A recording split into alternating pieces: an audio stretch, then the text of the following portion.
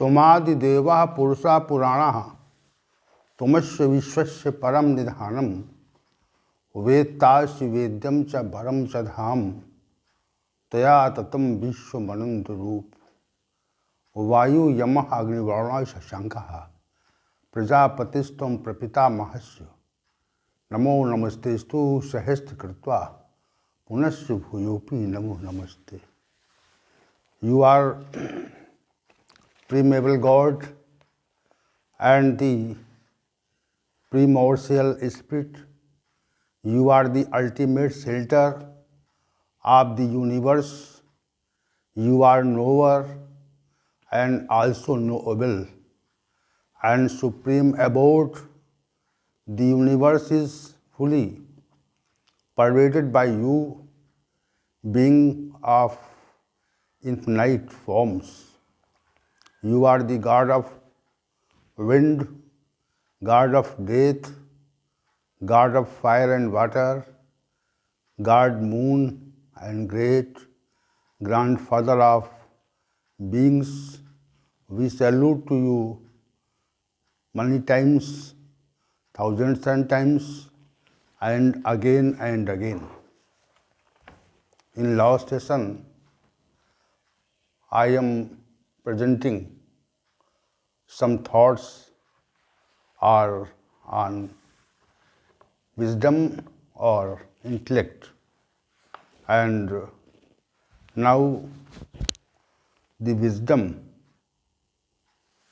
is the cause of ego. So we are reaching and we are running towards ego fact, ego element, ego factor. And firstly, I want to define some fact about wisdom, and then this session will particularly is based on ego element. Some specific facts regarding intelligences. A foolish man is not diligent for his liberation. A person whose intellect is trapped in worldly senses and then contemplates only sensory matters is called a foolish intellect. In this way, a normal person gets stuck in his family and ends his life. In the same way, a foolish man attracts many types of senses to him. In such a situation, he gets trapped in them and destroys his intellect. A person equipped with this type of intelligence keeps on experiencing worldly matters with the senses and the mind controller. Wisdom gives them constant in this work. Think of this type of intelligence as corrupt wisdom.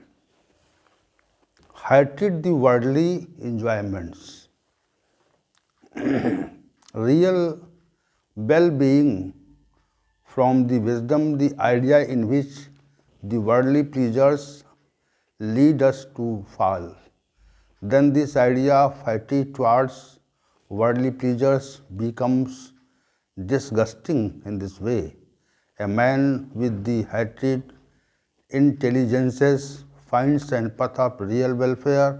This type of wisdom knows the soul, the early ephemeral and its perishable nature, and because of this it is instills a person hatred towards worldly pleasure.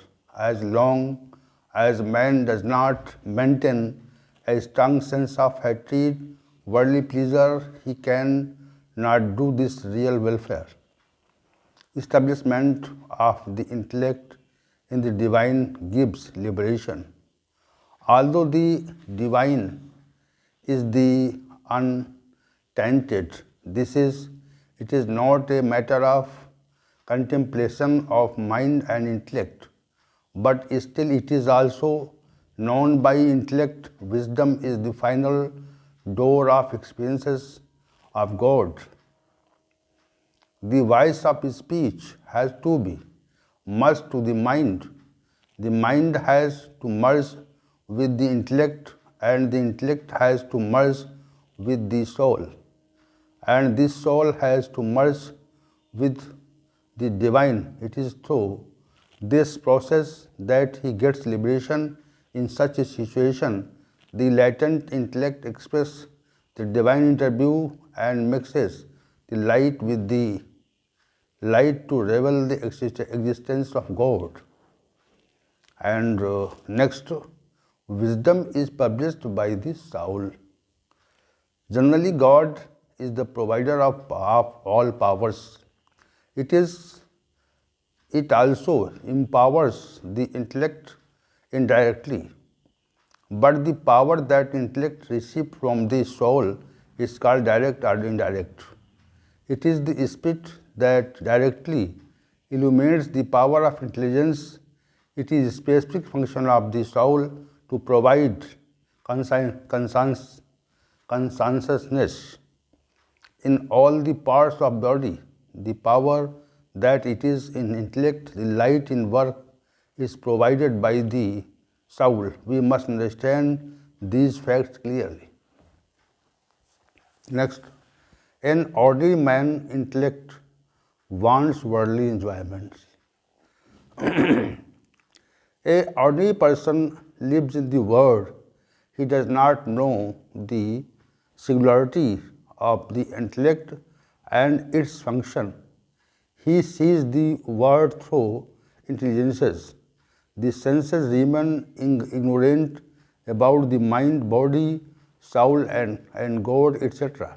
The normal person does not know about wisdom, and he keeps his intelligence in the world. A normal person does not consider his interest to be good and welfare to welfare. His intellect gets trapped to worldly traps. He eventually dies by being trapped in worldly traps. The seeker thinks about God. In the immense grace of divine, or in some circumstances when the ordinary person is taught thinking about the divine and does some means of attaining the divine, then he is called a seeker. The seeker tries to get rid of them by seeking them confused in mind and intellect. At the initial level, these efforts are helpful in getting the seeker to retire from worldly resources. As a seeker, man tries to know a lot, to be knowledgeable about the spiritual world. The seeker intellect thus moves toward the welfare.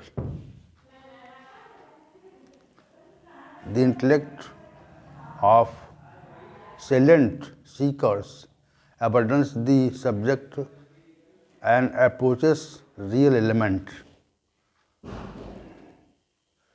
This intellect of the excellent seeker is removed from the doubts of spiritual matters. She experiences the power of the divine, digest in the senses of subject, withdraw wisdom from the worldly activities, at least pondering about the worldly matters, trying in the separate oneself from the worldly matters and taking about the welfare to contemplate self, renounce the shelter of world to seek the refuge of God, to become ever a path of real welfare of God, to make sense to real element. These the or signs of intelligences of all outstanding seekers. Next, the perfect intellect gets absorbed in the divine. The Siddha's intellect brings emptiness to the pranks of worldly matters. He begins the experiences the vast, unique and supernatural power of the divine. Due to the solitudes of the divine, the continual attainment of divine, he does not even live in the world. For this reason, his intellect does not consider anything about the world. Subject of source of intellect he ceases. The work of his intellect ceases due to complete destruction of desire, spiro, ego. The false subject of word is clearly understood. For this reason, he does not get caught in it. Wisdom becomes completely calm and immersed with God. The subject and description about wisdom or intellect has been defined in shortly, in brief. And now I want to describe about the ego, which is the last element of Apara Prakriti. Ego is very important factor in the body, and we should understand about the working process of ego. And ego is most important factor in our body. And so, who is a seeker, who wants the liberation in this world, he should surely understand the working process of ego and the shape of ego. And then I will try to define in further session, a tomorrow session, about the ego. And this session is ending with the description of